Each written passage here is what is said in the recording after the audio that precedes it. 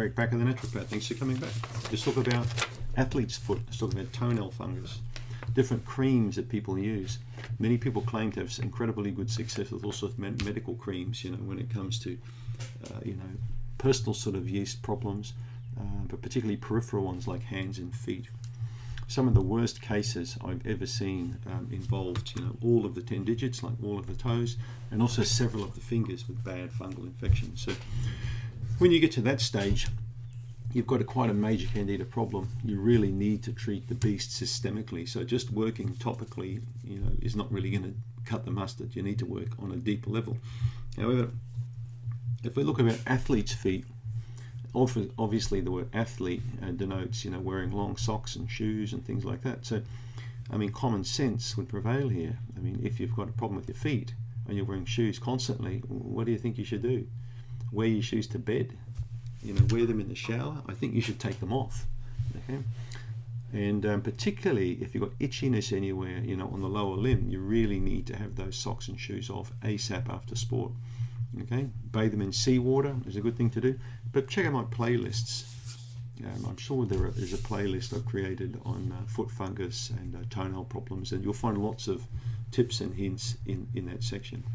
But Australian tea tree oil is just the king when it comes to the feet. I just had a look at some medical research on tea tree oil where they found disappointing results.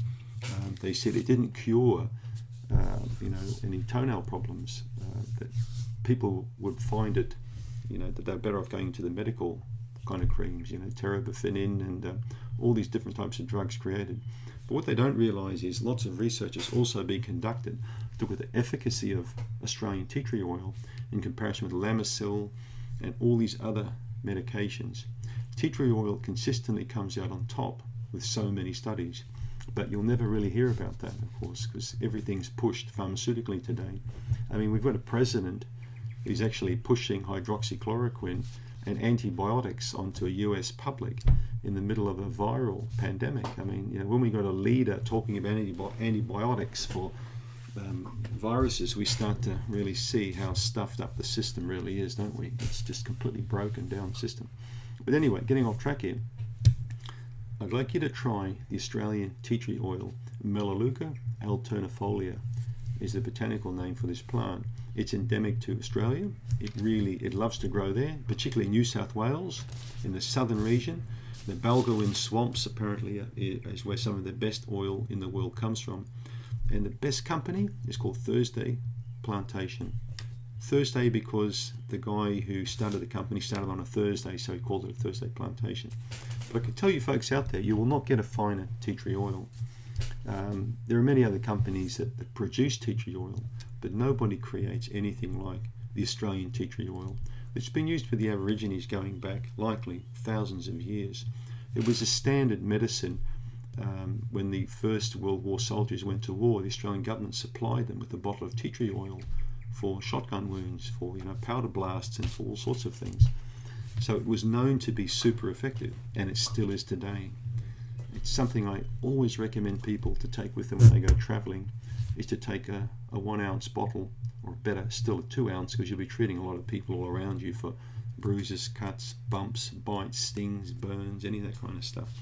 So yeah, this is not a promotion for the company, but I've used their product now for probably 40 years, since 1976 it came out. I discovered it when I was 16 back then, so what's that? Yeah, probably about 40 years I've used it. And I cannot recommend it enough, especially for hands and feet, okay? So this is the product to use. When you get a pair of sport shoes, if you're an athlete, you put 2 drops of tea tree oil down. You hold the shoe up. I haven't got a shoe here. Let's say that this air conditioning controller is my shoe, so I'll hold the shoe like that, and I've got that little thing I'll pull back, and I'll just put 2 drops down here in the toe area, and then I'll leave that shoe somewhere, just to air out. You do that once per week. Now when you consistently do that, don't worry, your shoes aren't going to fall apart or rot, but you will create that environment in the shoe that's very hostile towards various trichophyton spores. Now, trichophyton is the yeast that loves to live in and around the toenail, for example, but it does not like tea tree oil. It loathes tea tree oil. So if you regularly put a couple of drops here or there in the shoe, before you go to bed at night after you shower, 1 or 2 drops, massage it into the feet. It might take a while, but that's the end of it. It's done. But remember, it's also about the environment of the foot. It's not just about treatment, it's about prevention. I'll leave you with that. Thanks for tuning in.